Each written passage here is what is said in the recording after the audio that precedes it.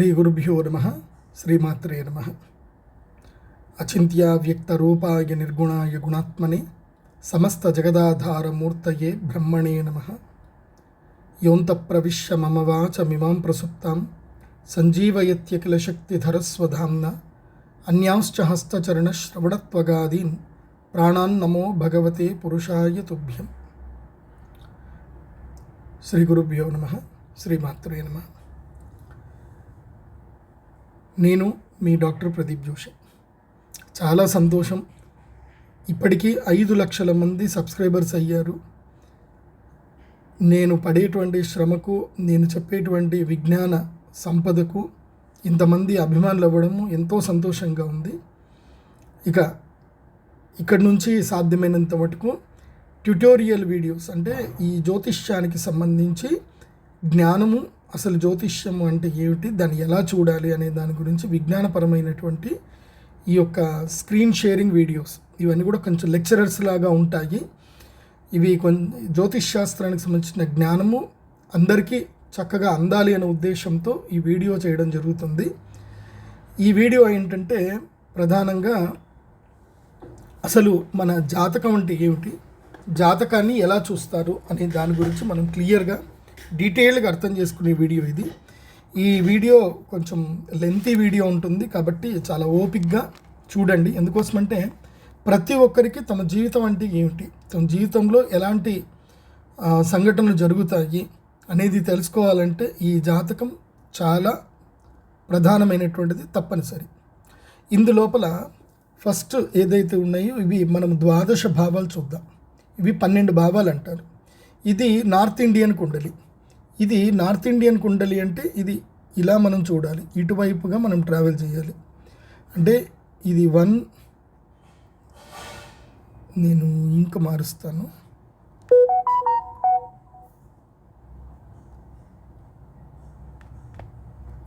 So first మనం కొంచెం colour మార్చుకుంటే మళ్ళీ నేను రెడ్ గ్రీన్ వేరే దానికి వాడాల్సి వస్తుంది. సో మనం ఇక్కడ నుంచి ప్రారంభం చేయాలి. ఇది నెంబర్ 1. దీన్ని ఏమంటారు అంటే జ్యోతిష్ శాస్త్రంలో లగ్నము అంటారు. మెయిన్గా లగ్నం. ఈ లగ్నం అంటే ఏమిటి అనేది నేను ఎక్స్ప్లెయిన్ చేస్తాను. ఈ లెంత్ వీడియోలోనే పూర్తిగా ఎక్స్ప్లెయిన్ చేస్తాను, మనం అర్థం చేసుకుందాం. తర్వాత ద్వితీయ భావం, దీన్ని ధనస్థానము అని కూడా అంటారు. ఇది నెంబర్ 2, ఇది నెంబర్ 3, 4, 5, 6, 7, 8, 9, 10, 11, 12. సో ఇవి 12 భావాలు ఉంటాయి. ఇందులోపల ఒక్కొక్క భావం ఏంది అనేది ఫస్ట్ అయితే జనరల్గా చెప్తాను, తర్వాత డీటెయిల్గా ఎక్స్ప్లెయిన్ చేస్తాను. ప్రథమ భావం, దీన్ని లగ్నం అంటారు. ఈ లగ్న భావాన్ని జ్యోతిష్ శాస్త్రంలో ఏమంటారు అంటే తనుభావము అంటారు. ఈ తనుభావములో శరీరము, రంగు, ఆకృతి, రూపం, జ్ఞానం, తలభాగం, వివేకము, శీలము, స్వభావము, దేహ ప్రకృతి, అంటే వీళ్ళ శరీరం ఎలా ఉంటుంది, వీటన్నికి సంబంధించినది మళ్ళీ చెప్తాను డీటెయిల్గా. నెక్స్ట్ ద్వితీయ భావం, ధనము, అంటే పుట్టినప్పుడు ధనయోగం ఉందా లేదా, పుట్టినప్పటి నుంచి ఇది మనకి ఇది డిస్క్రైబ్ చేసేది ఏంటంటే 1 to 12 years వరకు ఇది డిస్క్రైబ్ చేస్తుంది. పుట్టినప్పటి నుంచి 1 నుంచి 12 ఏళ్ల వరకు ధనయోగం ఉందా లేదా అనేది ఇది మనకి ద్వితీయ భావం చెప్తుంది. ధనము, ప్రపితృధనం అంటే తాత ఆస్తి, శరీరంలో కుడి భాగం, అలాగే శరీరంలో కుడి నేత్రము, అట్లాగే వాక్కు, మాటలు, తర్వాత సత్యము, అంటే వీళ్ళు ఎంత నిక్కచ్చిగా ఉంటారు, నిజాయితీగా ఉండరా. అదేవిధంగా నీతి, వీళ్ళు దానం చేసే గుణం ఉన్నవాళ్ళ లేదా, వీళ్ళకి ధాన్య సంపద ఉందా లేదా అనేది ఇది తెలుస్తుంది.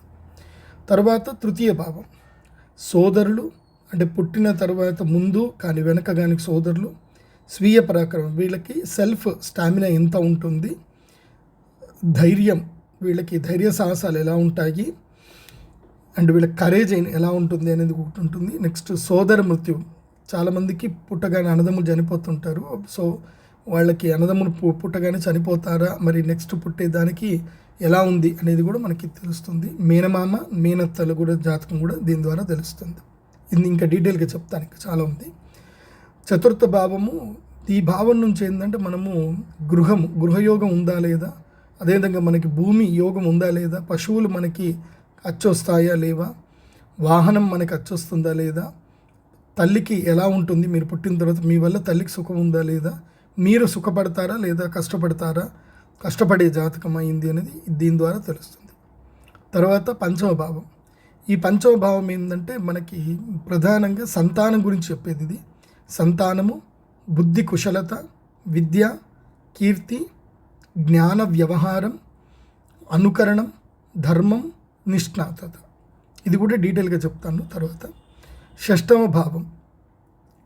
భావం నుంచి మనం తెలుసుకోవాల్సింది ఏంటంటే శత్రువులు, మనకి ఎలాంటి శత్రువులు మన జీవితంలో ఉంటారు, రుణం అంటే అప్పులు ఏముంటాయి మనకి, రోగం ఎలాంటి రోగాలు వచ్చే అవకాశం ఉంటుంది, అపశయ్యం అంటే బెడ్ రీడ్ అయ్యే అవకాశాలు ఏమైనా ఉన్నాయో, అట్లాగే దుఃఖం, ఎలాంటి దుఃఖం, ఎవరి నుంచి మనకు దుఃఖం వస్తుంది, ఎలాంటి దుఃఖం మనకి జీవితంలో ఎక్కువగా వచ్చే అవకాశం ఉంటుంది, ఎలాంటి పీడ, ఎలాంటి నష్టం వస్తుంది, అది ఒకటి ఉంటుంది.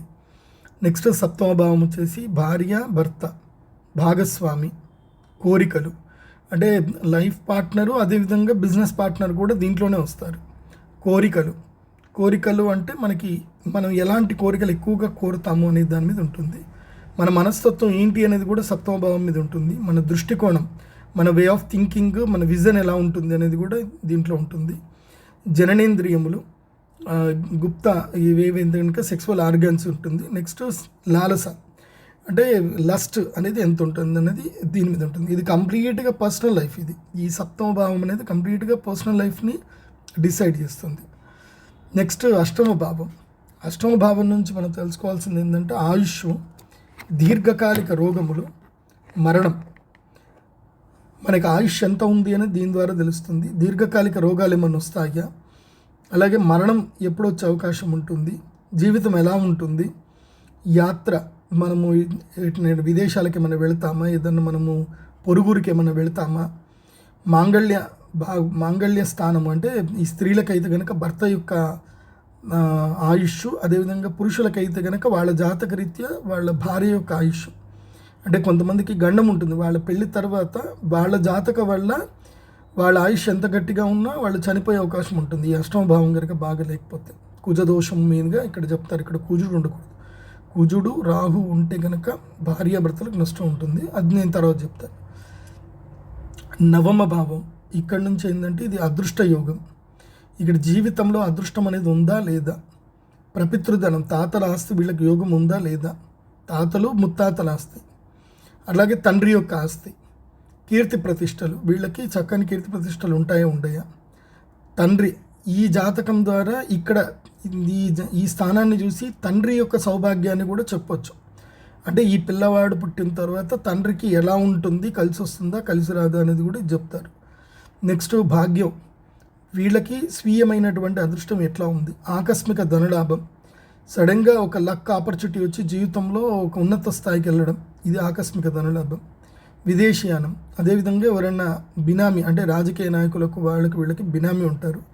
ఆ బినామీ యోగం అనేది కూడా మనకి దీని ద్వారా తెలిసే అవకాశం ఉంటుంది. నెక్స్ట్ వచ్చేసి దశమ భావం, ఉద్యోగము, వ్యాపారం. ఇప్పుడు మనం ఇది చూస్తున్నాము. దశమ భావం ఉద్యోగం, వ్యాపారం, జీవన భృతి, జీవన శైలి. అంటే ఉద్యోగం, ఎలాంటి ఉద్యోగం మనం చేస్తాము, మన జీవితము ఎలా ఉండబోతుంది, అంటే మన లైఫ్లో మనం ఎలాంటి ఎంప్లాయ్మెంట్లో ఉంటాము అనేది చాలా ఇంపార్టెంట్. ఇది మనకి తెలుస్తుంది. ఎంప్లాయ్మెంట్ ఎలా ఉంటుంది, మన జీవన విధానం ఎలా వెళ్తుంది, మనం కష్టజీవులమా, దుఃఖజీవులమా, భోగజీవులమా, వ్యాపారం చేస్తామా అనేది ఈ జీవన భృతి, లైఫ్ స్టైల్ ఎలా ఉంటుందనే తెలిసిపోతుంది. జీవన శైలి అంటే లైఫ్ స్టైల్, వ్యవహారము అంటే మన యొక్క బిహేవియరు, మన యొక్క అంటే బిజినెస్లో డీలింగ్ ఎలా చేస్తాం అనేది ఆ వ్యవహారం అనేది తెలుస్తుంది. ఇది మెయిన్గా బిజినెస్ డీల్ అనమాట. నెక్స్ట్ కర్మలు, అధికారం, రాజయోగం. మనకి ఏదన్నా కర్మలు కొంతమంది నెత్తిపెట్టుకుంటారు, ఇది నా కర్మరా, ఇంతేరా అని అంటారు చూడండి. అది ఆ కర్మ, ఇది ఈ భావం నుంచి కర్మ అనేది తెలుస్తుంది. అధికారం, ఎలాంటి అధికారంలో ఉంటారు మీరు, శాసించే దాంట్లో ఉంటారా, లేకపోతే వేరే వాళ్ళు మిమ్మల్ని శాసించే స్థాయిలో మీరు ఉంటారా అనేది ఇక్కడ తెలుస్తుంది. రాజయోగము, రాజ్యం, అదృష్ట స్థానం, ఇది కూడా అదృష్ట స్థానమే.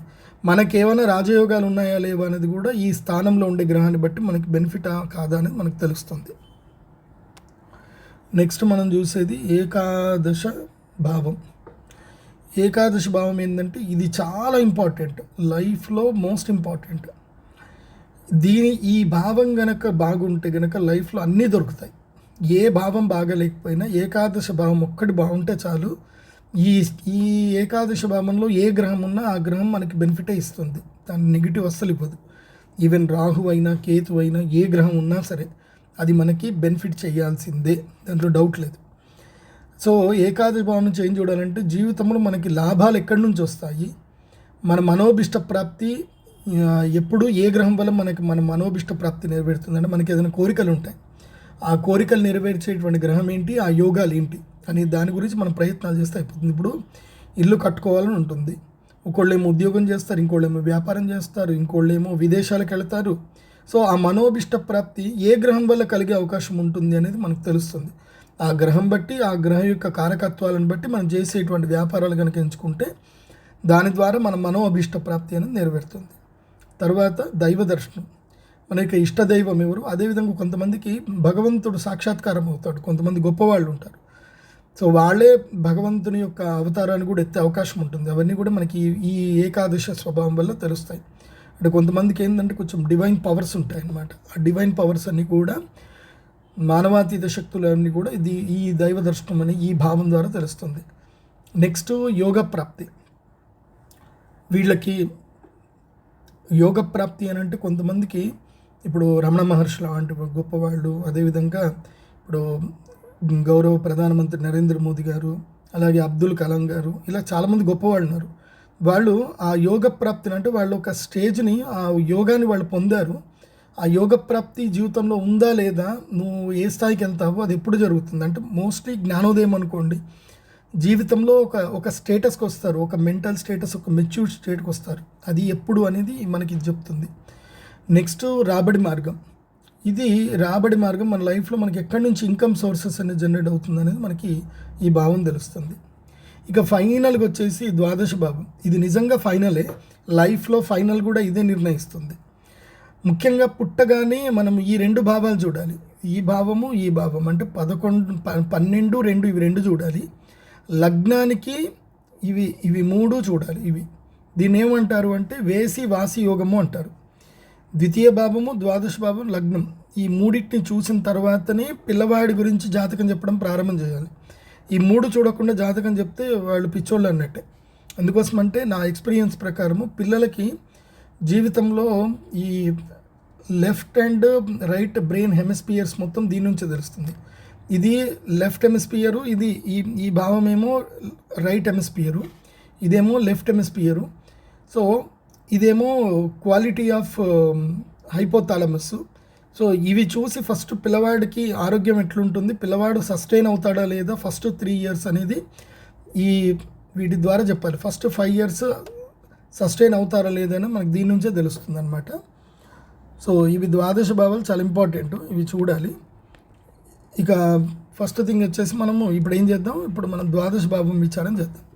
దీంట్లో శరీరంలో ఎడమ భాగము అంటే మనం ఏమనుకోవాలి, ఎడమ భాగము అని చెప్తున్నాను అంటే ఇది లెఫ్ట్ హెమిస్పియర్ అంటే రైట్ అనమాట. సో మన బ్రెయిన్ ఏం చేస్తుందంటే లెఫ్ట్ది రైట్ లెఫ్ట్ అంటుంది. ఇక్కడ మెయిన్గా తీసుకోవాల్సింది ఏంటంటే బ్రెయిన్దే మనం పార్ట్ తీసుకోవాలి, బాడీది ఆటోమేటిక్గా రైట్కి వెళ్ళిపోతుంది. ఇక్కడ బ్రెయిన్ది రైట్ సైడ్ తీసుకోవాలి, ఇక్కడ బ్రెయిన్ లెఫ్ట్, ఇక్కడ బ్రెయిన్ రైట్, ఇవి తీసుకోవాలి. ఇది నా రీసెర్చ్లో నేను తేలింది ఏంటంటే ఇవి చాలా ఇంపార్టెంట్ పిల్లలకు మాటలు రావడానికి కానీ ఏదిగైనా ఇదే అనమాట. పిల్లల శరీరంలో కూడా రైట్ ఏదైతే ఉందో మెమొరీ కానీ తర్వాత అన్నీ కూడా మనకి రైట్ సైడ్ నుంచి ఉంది. ఇది నేను డీటెయిల్గా ఎప్పుడైనా శ్రీచక్ర క్రియాసిద్ధి యోగానికి వచ్చినప్పుడు ఇది మీకు ఎక్స్ప్లెయిన్ చేస్తాను. ఫ్యూచర్లో నేను శ్రీచక్ర క్రియాసిద్ధి యోగం పెట్టేది ఉంది. ఆ క్రియాసిద్ధి యోగము పెట్టినప్పుడు నేను ఒక 2 days క్లాస్ సెషన్స్ తీసుకుంటాను. 2 days ఆ టైంలో కుబేర క్రియ చెప్పేటప్పుడు అసలు మానవ శరీరం అంటే ఏంటి, మనం ఏంది అనేది అవి డీటెయిల్గా నేను చెప్పేది ఒక ప్రోగ్రామ్ పెడుతున్నాను. అది ఇంకా ఇనిషియేట్ చేసేది ఉంది, అప్పుడు డీటెయిల్గా ఎక్స్ప్లెయిన్ చేస్తాను. సరే ఇప్పుడైతే ఇది తెలుసుకుందాము. ఎడమ భాగము ఖర్చులు. మన జీవితంలో మనకి ఏ విధంగా ఖర్చులు ఉంటాయి. ఒకటి గుర్తుపెట్టుకోండి, మన ఖర్చుల వల్ల కూడా మనకి మృత్యు వచ్చే అవకాశం ఉంటుంది. బాగా గుర్తుపెట్టుకోండి. ఎందుకోసం అంటే మనము దుర్మార్గుల కోసం ఖర్చు పెట్టాం, ఏం చేసాం. ఇప్పుడు ఉదాహరణకి మీ పిల్లలే ఉన్నారు, కొంతమంది పిల్లలు ఉంటారు. ఆ పిల్లలు తల్లిదండ్రులు బాగుండాలని వాళ్ళు అనుకుంటారో అనుకోరో తెలియదు, కానీ మొన్ననే రీసెంట్గా ఒక న్యూస్ చూసాం. ఏంది, తల్లిదండ్రి కుటుంబ సభ్యులు పెళ్ళికి ఒప్పుకోలేదని చెప్పి టోటల్గా 25 మందికి విషం పెట్టి చంపేసింది ఆ అమ్మాయి. సో ఆ పాప గురించి వీళ్ళు ఖర్చు పెట్టారు, ఆ పాప వీళ్ళని చంపేసింది. ఈ మెయిన్గా ఇక్కడ ఇది తెలుస్తుంది, ఈ భావము ఈ భావం. అందుకే ఇవి రెండు ఆపోజిట్లో ఉంటాయి, 180 డిగ్రీస్లో ఉంటుంది. శత్రుభావము ద్వాదశ భావం రెండు ఆపోజిట్లో ఉంటాయి. సో మనం చేసే ఖర్చు బట్టి మనకు శత్రువు పుట్టుకొస్తాడు, బాగా గుర్తుపెట్టుకోండి. ఇప్పుడు కొంతమందికి మనం సహాయం చేస్తాం, వాళ్ళకి ఏదో మన దగ్గర ఆసరాకు వచ్చి మనకి సహాయం కోరుతారు. సరే వాళ్ళు బాగానే ఉంటారులే మనతోటి ఉండే అనుకొని మనం వాళ్ళ కోసం ఖర్చులు పెట్టి వాళ్ళకి ఇల్లు అవన్నీ కూడా చేసి పెడితే ఆఖరికి వాళ్ళు ఎవరైతే సహాయం చేశారో వాళ్ళని సతాయించి వాళ్ళ మీద కేసులు పెట్టి వాళ్ళని ఇబ్బందులు పెట్టి రేప్ కేసులు పెట్టి మర్డర్ కేసులు పెట్టి అటెంప్ట్ మర్డర్ అని చెప్పి వాళ్ళ నానా రచ్చ చేస్తారు. ఇలా నేను కొంతమందిని చూశాను. నాకు తెలిసి ఒక ఆవిడ ఏంటంటే వాళ్ళ పిల్లని వాళ్ళు పెంచుకోలేకపోతే ఆమె దగ్గర డబ్బులు ఉన్నాయి కాబట్టి మీ పిల్లని నేనే పెంచుతాను, నేనే చదివిస్తాను అని చెప్పి వాళ్ళ పిల్లని తీసుకుంది. ఆమె 6వ తరగతి దాకా చదివించింది. 6వ తరగతి తర్వాత ఆ పిల్ల చదువుకోలేదు, నేను చదువుకోను అని చెప్పేసి అని అంటే వాళ్ళ పేరెంట్స్ అన్నారు, సరే చదువుకోపోకమ్మా మీ అమ్మ దగ్గరనే ఉండు అని చెప్పేసి అని యజమాని దగ్గర ఉంచితే ఆ అమ్మాయికి టీనేజ్ వచ్చిన తర్వాత 18 ఏళ్ళు వచ్చిన తర్వాత వాళ్ళ తల్లిదండ్రులు ఏం చేశారు అంటే ఆ అమ్మాయితోటి పోక్సో కేసు, అదేవిధంగా చైల్డ్ లేబర్ కేసు, ఎవరైతే అమ్మాయిని పెంచి పోషించిన యజమాని మీద కేసు పెట్టించారు. సో ఇవన్నీ కూడా మనకి ఇవి చాలా ఇంపార్టెంట్ జీవితంలో. ఈ భావం చాలా ఇంపార్టెంట్. ఇది రెండు మిక్స్ అయి ఉంటుంది. అందుకే మనం ఖర్చు పెట్టేటప్పుడు మెయిన్ ఖర్చు పెట్టేటప్పుడు చాలా జాగ్రత్తగా చూసుకోవాలి. మనం దేనికోసం ఖర్చు పెడుతున్నాం. మన ఖర్చే మనకి మృత్యువుని తీసుకొస్తుంది, మనకి ఆయుష్ను కూడా తీసుకొస్తుంది.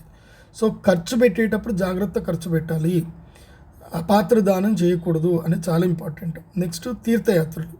మన జీవితంలో ఎక్కడెక్కడికి వెళ్తే మనకు లక్ కలిసి వస్తుంది, మనకి ఏ తీర్థయాత్రలు వెళ్తే మన లైఫ్ మారుతుంది. మోక్షము, విదేశీయానము, స్థానచలనం ఉందా లేదా, శుభకార్యాలు ఏమైనా జీవితంలో చేస్తారా, ఇవన్నీ విషయాలు మనకి దీని ద్వారా తెలిసి వస్తాయి. సో నేను ఇప్పుడు మొత్తం కొట్టేస్తాను అన్ని చేసినవన్నీ కూడా. ఇప్పుడు మళ్ళీ ఫ్రెష్గా ద్వాదశ భావ విచారణ కొద్దాం. అంటే ఇప్పటిదాకా బ్రీఫ్ అంటే చాలా తక్కువగా చెప్పాను, ఎక్కువ చెప్పలేదు. ఇక మనము పార్ట్ 2కి వెళ్దాము. పార్ట్ 2లో డీటెయిల్డ్ ఎక్స్ప్లెనేషన్ ఉంటుంది. సో నా దగ్గర కన్సల్టేషన్ వచ్చేవాళ్ళు మాత్రం ఫస్ట్ ఇది మొత్తం చూడండి, ఈ వీడియో చూసిన తర్వాతనే కన్సల్టేషన్కి రావాలి. సర్వే జనా సుఖినో భవంతు. శ్రీమాత్రే నమః. మళ్ళీ ఈ వీడియో కంటిన్యూషన్ కూడా ఉంటుంది. ఇవి ట్యుటోరియల్ వీడియోస్ అని ఉంటాయి, ఆస్ట్రో ట్యుటోరియల్ వీడియోస్ అని నా ఛానల్లోనే ఒక సపరేట్గా ఫోల్డర్ ఉంటుంది. సో మీరు నా ఛానల్కి వెళ్తే ఆస్ట్రో ట్యుటోరియల్ వీడియోస్ మొత్తం కూడా ఉంటాయి, అవి మీరు ఫాలో అవ్వచ్చు. సర్వే జనా సుఖినో భవంతు. శ్రీమాత్రే నమః.